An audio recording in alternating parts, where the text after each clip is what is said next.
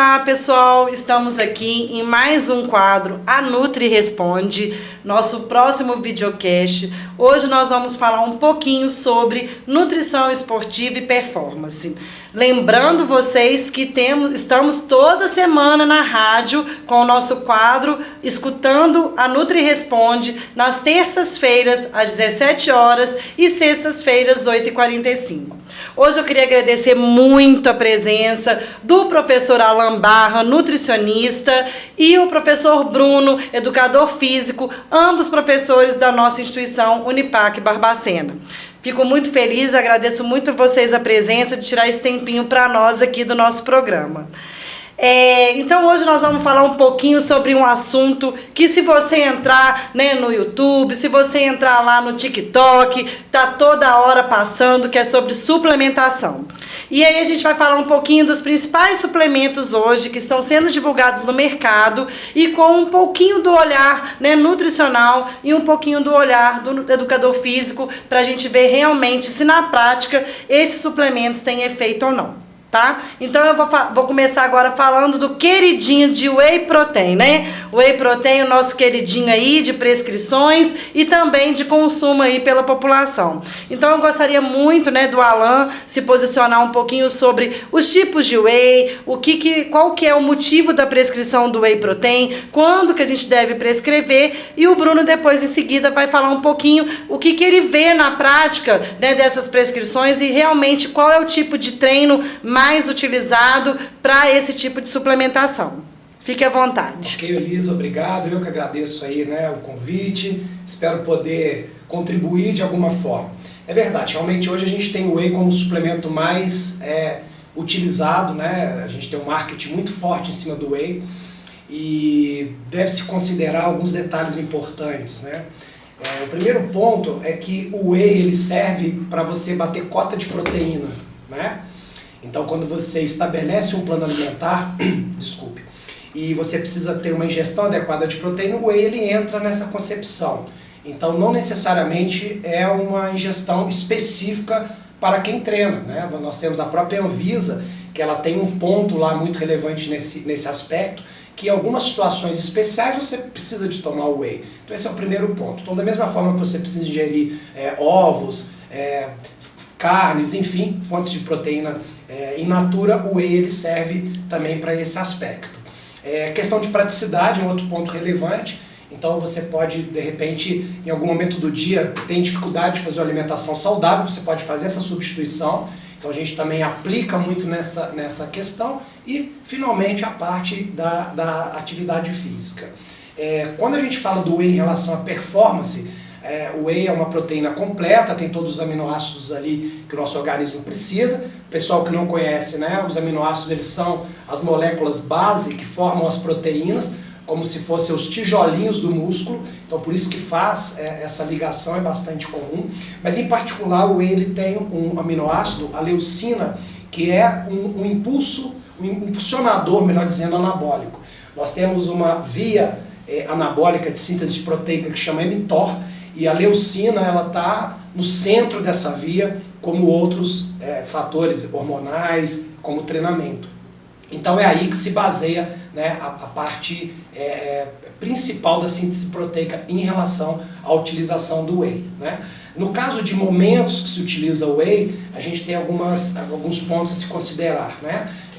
Imediatamente após o treino, interessante, para que você tenha ali uma entrega de aminoácidos de forma mais rápida para o músculo, após o desgaste físico, e também em primeiras refeições a gente acha interessante. Então o indivíduo ele vem de um período de sono, onde ele tem um processo de reconstrução tecidual, ele vai ter uma queda no pool de aminoácidos ali no final do sono, início do dia. Então esses dois momentos hoje, a nível mesmo de síntese proteica, eles são os momentos mais importantes. Primeira refeição do dia, primeira e até segunda refeição pós-treino. E é interessante, Alan, porque muitas pessoas consomem antes do treino. Sim. E durante o treino a gente tem perda da síntese proteica, né? A gente não Sim, sintetiza proteína.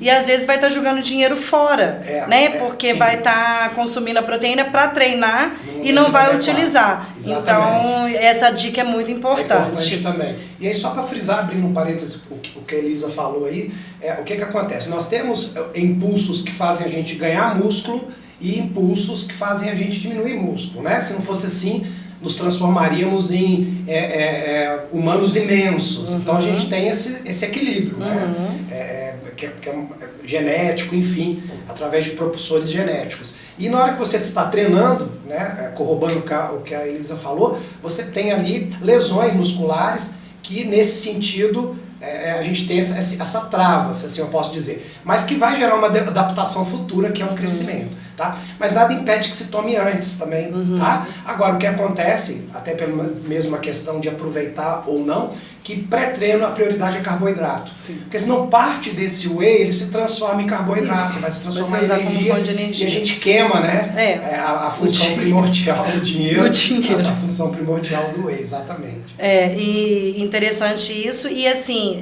antes do Bruno completar, me fala um pouquinho só sobre as diferenças, Alan, só para o pessoal entender o que é isolado, o que é concentrado, né? O hidrolisado. Sim, bacana. É uma dúvida bastante comum, né? Então, o whey a gente tem dois tipos básicos, concentrado e isolado. Essa é a grande questão. Quando a gente trabalha o hidrolisado, você pode ter hidrólise do concentrado e hidrólise do isolado, né? O professor sabe melhor do que eu, o termo hidrólise ele vem de quebra. Então quer dizer que o whey hidrolisado ele já vem numa forma já pré-digerida, de mais fácil absorção. Então a base é concentrado e isolado. O que difere um do outro? A concentração de proteína. Então pela Anvisa hoje, o concentrado ele é um whey que ele vai ter, em termos de proteína, de 30 a 80, se eu não me engano, 85% de concentração proteica.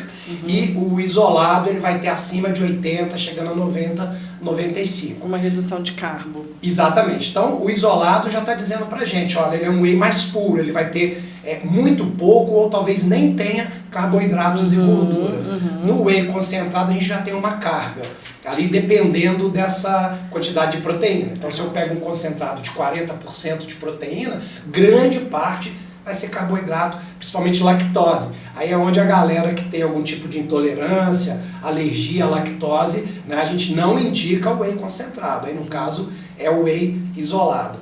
E o mercado hoje, ele tem algumas armadilhas de marketing, né? Então por isso que é importante procurar um nutricionista. Você tem ali wheys que você está vendo no pote, 100% whey, tá? Por quê? O que quer dizer? Que a fonte de proteína daquele produto é 100% whey. Mas quanto que nós temos lá dentro desse whey? Então nós temos marcas conhecidas, que você vai ver um custo de whey bem mais barato do que aquele praticado, e você vai ser seduzido. Nossa, um whey no custo tão mais barato, 100% whey. Mas quando você vai olhar em doses, vou falar até aqui de uma marca, não vou citar, mas que é que hoje está praticando esse tipo de conduta, em dose de 120 gramas do produto, você tem 30 gramas de whey e o restante é carboidrato. Ou seja, eu entendo que ali a fonte de proteína é só o whey, mas a concentração é muito baixa. Esse é um ponto muito importante também de se considerar. E um outro ponto muito importante da gente considerar é a questão do preço do whey, muito relacionado também com o uso de adoçantes. Sim. Então hoje nós temos, por exemplo, um whey que às vezes está nessa proposta, Sim. né? E também é riquíssimo em adoçante. Sim. E as pessoas estão esquecendo de olhar que a maioria dos wheys de mais baixo custo, que as pessoas conseguem às vezes acessar, tem que tomar cuidado porque é o excesso de adoçante. Sim. Então a gente tem lá acesulfame de potássio, sacarina sódica, ciclamato de sódio. E lembrando que os adoçantes são disruptores endócrinos, né? Eles também estão relacionados com a obesidade, com a adipogênese. E aí a gente acaba usando um whey e aumentando o consumo de adoçante. Então, até isso, a gente precisa ter um nutricionista para poder também estar passando, né, a informação correta. E aí, até porque a produção parecendo que é só papo de nutricionista, é só para finalizar, né? Pra gente deixar o nosso amigo falar, né, Elisa? Que se a gente pegar o whey protein, ele não é um alimento saudável. Isso aqui vai gerar polêmica. Ele é um alimento ultraprocessado. Então, quando você pega uma classificação de um alimento in natura, processado e ultraprocessado, e a gente sabe que em termos de indicação, né, que a gente tem hoje, não consuma alimentos ultraprocessados. Entra no que a professora Elisa disse, é um produto altamente processado, é um produto que vai ter corante, conservante, adoçante, acidulante, então também ele não deveria ser, né, talvez até mesmo de sentimento geral, é super saudável, não. Né, dentro dessa classificação. Por isso a importância de ler o rótulo. Né? Então, assim, quanto menos ingredientes tiver o whey, melhor ele é, né? Porque ele fica menos processado. E o tipo de adoçante também, que hoje em dia, né, muitos whey estão usando a talmatina, que é um adoçante melhor do que os adoçantes artificiais. Então, eu acho que é uma forma da gente mostrar para o nosso consumidor que ele precisa ler rótulo, né? Para poder entender um pouquinho mais sobre isso. Bruno, então agora fala um pouquinho pra gente, qual, na sua prática clínica aí, né, ou como professor também, qual que é a importância, né, do whey protein e quando, né, que o educador físico ele também sugere, né, que o nutricionista coloque aí durante o treino. Elisa, primeiro obrigado pelo convite. Alan, prazer de conhecer vocês aqui. Todo meu prazer. Prazer também falar com quem está daí nos acompanhando. Elisa, não tem como, né, Alan? A gente fala de suplementação, fala de performance, e aí essa é a minha área de fato, né, como profissional de educação física.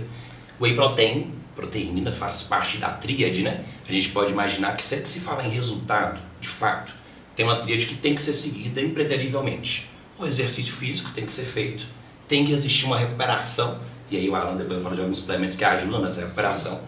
E a gente precisa, obviamente, de um padrão alimentar que ele seja adequado àquela determinada necessidade. E a gente vai conversar sobre isso. Ou seja, tríade perfeita, né? Educador físico e nutricionista. Não foi à toa, foi para poder fazer. E aí, quando a gente faz esse raciocínio, a gente começa a entender que por mais que a gente possa, de repente, porventura, né, ter diferentes objetivos com o treinamento, que é super comum e está daí acompanhando a gente, aposto que tem alguém que quer emagrecer, aposto que tem alguém que está louco para ganhar massa, né? As pessoas geralmente têm esses objetivos distintos.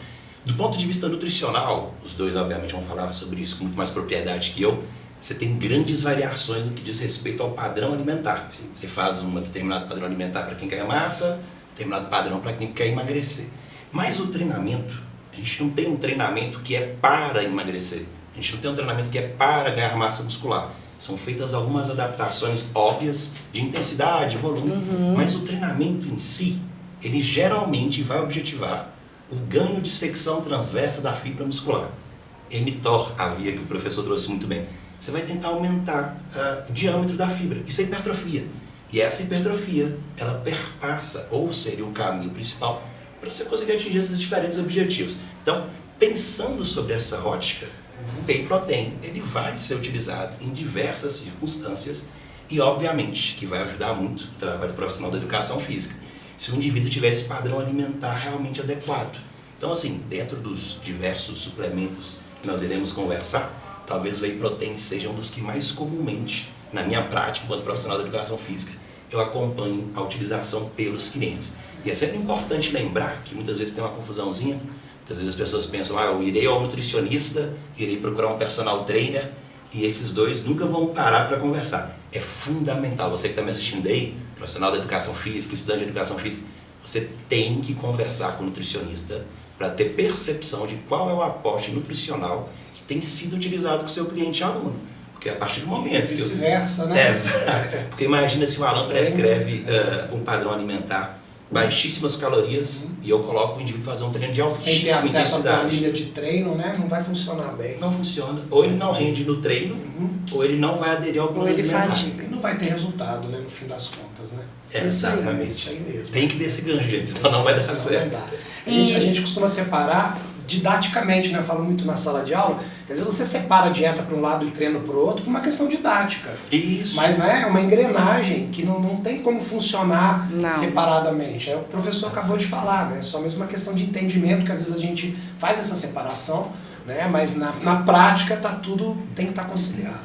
E para terminar então sobre o whey, só fazendo uma observação, né, para quem é vegano, né, vegetariano, né, que não quer, né, utilizar proteínas de origem animal, hoje nós temos também diversas, né, proteínas à base de vegetais, né, na verdade as proteínas vegetais, na base de ervilha, né, arroz, então assim, a soja, então a gente tem suplementação para todas as estratégias, né. Então agora nós vamos falar um pouquinho sobre duas queridinhas aí também, né? Sendo muito falada. A gente vai entrar no mesmo detalhe aqui, né? Do Alan falando um pouquinho sobre o assunto, o Bruno também complementando, que é a creatina e a creatina, a cafeína e a taurina, né? Sim. Então são esses 3 suplementos aí que muitas pessoas também buscam para utilizar. E aí eu queria, o que você acha, Alan, qual que é o tempo da estratégia, o tipo de estratégia, a recomendação, e o Bruno me falar aí no treino como que isso influencia. Na realidade, quando a gente pega a creatina, e o whey também tem que ter um programa só para isso, né? É verdade. É muito extenso, né? O whey, eu fiquei aqui também naquela sensação que poderíamos trazer outras informações, como questões de rótulos, ingredientes. Mas fazemos outros, então. Vamos deixar então só aqui, né? Sobre rótulos, sobre ingredientes, que é importante, né? Então um próximo a gente vai falar sobre isso. Mas vamos lá, vamos falar da creatina aí, porque eu acho que ela separa um pouco da cafeína. Inclusive há uma discussão muito grande agora, professora Elisa, do uso concomitante de creatina e cafeína, né? E que isso não seria ideal por concorrência de receptores e outras situações, mas isso ainda há muita discussão, né? De você tomar no mesmo momento os 2 suplementos. Na verdade, a creatina, ela é um suplemento espetacular. Eu acredito que dentro desse hall de suplementos, a gente teria unanimidade com a creatina. Sim. Né? Se você pega até o whey protein, a gente sabe que na prática funciona bem, né, professor? Mas o whey protein ele pode funcionar bem como um ovo funcionaria, uma proteína qualquer, um frango funcionaria. A questão seria a proteína, né, com exceção da leucina, que o whey traz muito. Mas enfim, depende muito de quem o whey. Mas a creatina ela tem essa unanimidade, né? Hoje os estudos já trazem diversos benefícios que ultrapassam a questão da performance, que pode ser um assunto posterior, em questões cognitivas, neurológicas, né? Contra a sarcopenia, uma série de situações. E a creatina tem uma história interessante, né? Ela foi descoberta por Chevreul, um cientista francês, no século passado, onde ele observava animais em cativeiro e animais selvagens, né? E ele pegava esses animais e depois fazia observações em laboratório, a nível de microscopia, e ele percebia que os animais selvagens apresentavam dentro dos seus músculos uma determinada substância em maior quantidade do que os animais sedentários. E tudo começou aí, né? Isso é interessante. A creatina ela é produzida no nosso corpo, principalmente no fígado, uma pequena parte no rins e pâncreas, né? E ela é composta de 3 aminoácidos, né, que a gente chama de peptídeo, abaixo de 10, né? Um tripeptídeo, que é a metionina, a glicina e a arginina. Então a gente produz a creatina. Mas para que haja efeito ergogênico, ou seja, de rendimento, você tem que ter doses mais altas, né? Então, 95% dessa creatina fica estocada, perdão pessoal, no músculo esquelético. Então, a questão mais óbvia seria fazer o cálculo da creatina pelo tamanho de massa muscular, ou seja, o músculo é a vasilha do ser humano que tem a capacidade de reter creatina. Né? A Anvisa hoje preconiza uma dose de 3 gramas, tá? Não indo contra a prescrição ou a recomendação da Anvisa, mas essa dose a nível de ergogênico, né, de performance, ela não, pelos estudos demonstram que não é o ideal, né, porque ela é uma dose baixa, de repente, para um indivíduo de 80, 90, 100 quilos de massa muscular, né, professor? É porque tem essa discussão, né? Porque de modo geral o que a Anvisa faz? Ela faz uma média em cima de uma população que se tem, no caso, a população brasileira. E aí se pensa aquele cálculo, né, em cima daquela média, se referencia ali, né? Exato. E quando você está na academia, o indivíduo que está ali, de repente ele não é o cara que representa essa média. Você tira esse cara, individualiza ele dentro dessa média, e ele é um indivíduo diferenciado da média que foi referenciado. Perfeito. É igual o próprio MC também, que é uma história bacana pra gente falar depois, mas é perfeito. Então, se a creatina está 95% dentro do músculo, o cálculo deveria partir da quantidade de tecido muscular. E aí, né, professor, uma coisa bastante interessante, as pessoas falam assim, massa magra, músculo, não. O músculo está contido na massa magra. Não é verdade? A gente tem que tomar um pouco de cuidado, senão o cara calcula lá, a minha massa magra é 60 quilos e vai consumir creatina, né? Dentro dos 60, porém, ali a gente tem músculo, água, ossos e outros tecidos, né? E aí tem algumas continhas, né, que o nutricionista vai fazer pra gente ter essa individualidade de consumo. Mas realmente a creatina funciona por um mecanismo bem simples, né?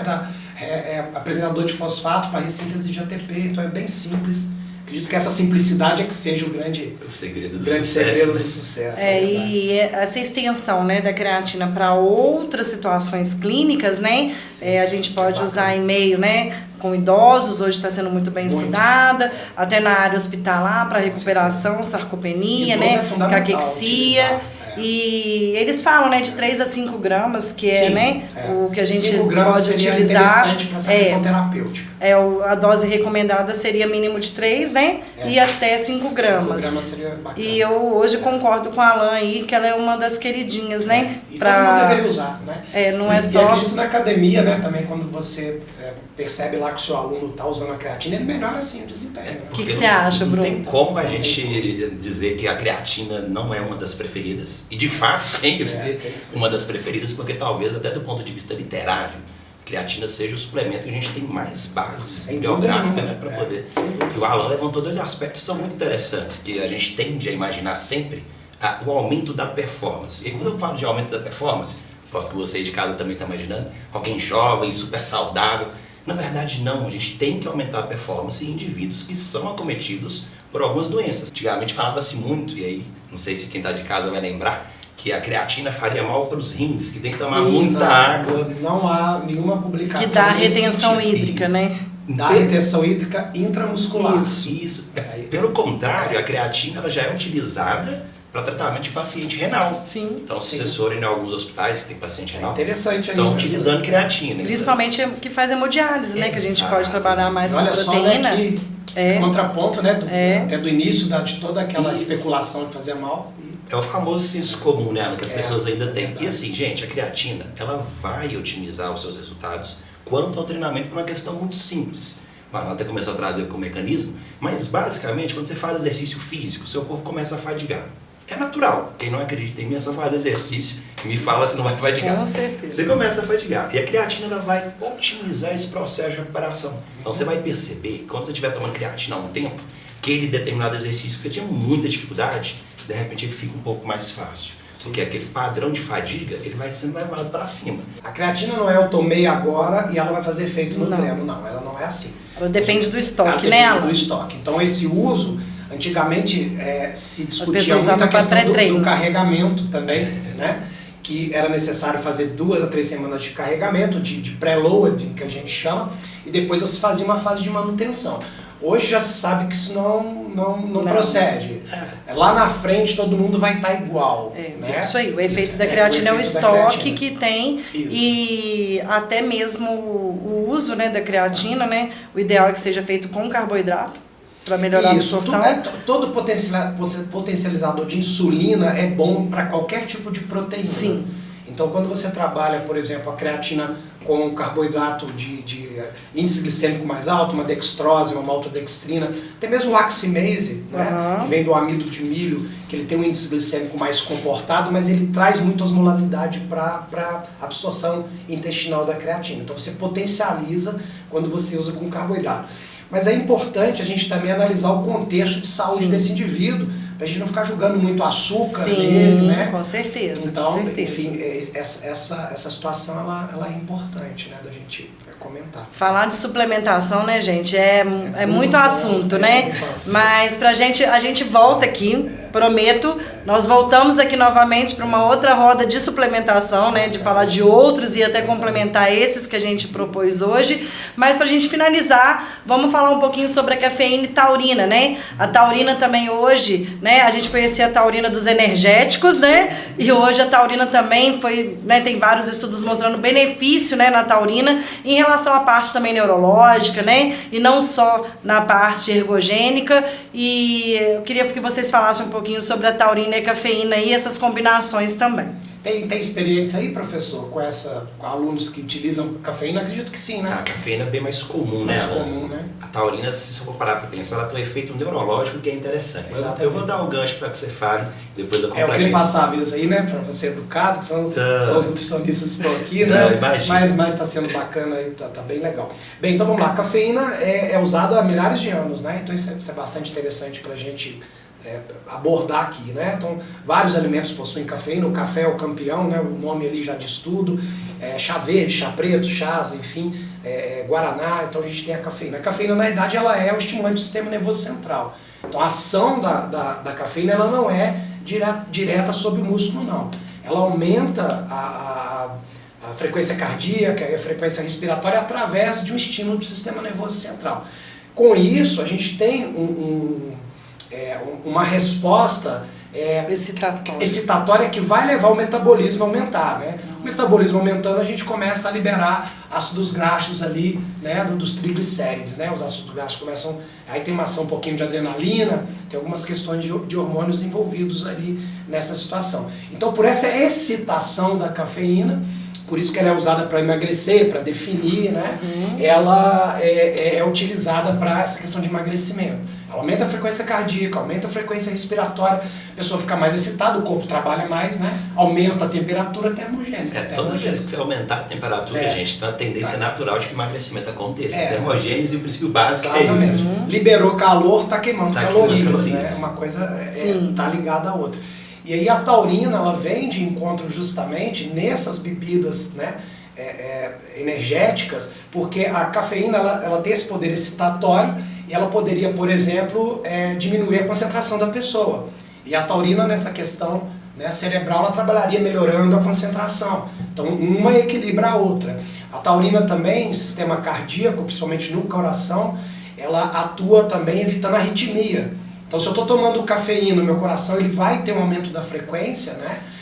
Então, ela entra como um balizador, se assim eu posso dizer, nessa aplicação. Mas, de maneira isolada, como a professora Elisa falou, ela tem diversos benefícios. Igual a gente estava conversando aqui antes, né? A taurina até para o sono, né? Sim. Está sendo muito utilizado. E tem pessoas que têm resistência com a cafeina, né? Sim. Então, às vezes, associar, né? A taurina pode ser um benefício. Ou, às vezes, usar a taurina isolada, né? A taurina, na verdade, ela não é excitatória, né? Mas... E até para complementar o pessoal, finalizando, existe uma dosagem que a Anvisa hoje permite de cafeína de 420 miligramas por dia, seria a dosagem máxima, tá? Os estudos trazem que até 400 miligramas de consumo diário é interessante, mas existem também outras abordagens de maneira mais individual, eu sempre prefiro assim, né? Eu não gosto de generalizar, que seriam 6 miligramas para cada quilo de peso corporal da pessoa por dia. Então, uma pessoa de 100 quilos, ela usaria 600 miligramas. Então tem essa abordagem também em relação à cafeína. E a cafeína já traz algumas contraindicações, eu acho importante citar, né? Então pessoas com pressão alta têm que ter problema, né? Pessoas com insônia, pessoas ansiosas, né? A cafeína ela pode inibir a absorção de cálcio a nível intestinal, então dependendo da necessidade da pessoa também, a gente tem que ter alguns cuidados com a cafeína. Com certeza. Sempre individualizado, né? E esse gancho que o Alan traz, ele é fundamental. A gente tem que ir sempre pelos pontos para talvez não sobrar nenhuma dúvida. Falando de cafeína, a gente está falando de sistema nervoso central. Exatamente. Sempre que eu falar de sistema nervoso central, imagina uma cachoeira. Você vai sempre de cima para baixo. Então, se a gente fala do sistema nervoso central, a gente tem que entender que tem um centro de comando que vai estar gerando algumas ações. Alan trouxe um gancho que a gente não pode deixar passar. O indivíduo hipertenso, o indivíduo que tem insônia, o indivíduo ansioso. Alguma cardiopatia também. Alguma cardiopatia, né, severa. Se você faz uso da cafeína, você vai estar trabalhando com o sistema nervoso central desse indivíduo. E esse sistema nervoso central, ele controla funções que se associam a todas essas condições. Então, primeiro, muito cuidado. Pensando em indivíduos que são saudáveis, que estão usando a cafeína, e a taurina vai fazer um combo, uma complementação.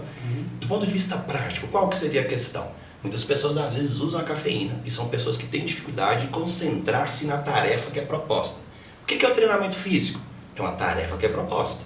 Então, se a pessoa consegue de alguma forma utilizar um suplemento que o ajude a concentrar-se naquilo que ele tem que fazer, naturalmente a performance dessa pessoa vai ser aumentada. E musculação precisa de concentração. As pessoas acham que é automático, né, professor? Não é tão automático. Não é tão sem graça como muita gente preconiza. Quando é bem feito, né? Não, eu tô passando por isso, viu? É bastante desafiador, muito. Né? É bom você sentir quando você vai progredindo, que você vai tendo consciência corporal com o movimento da musculação.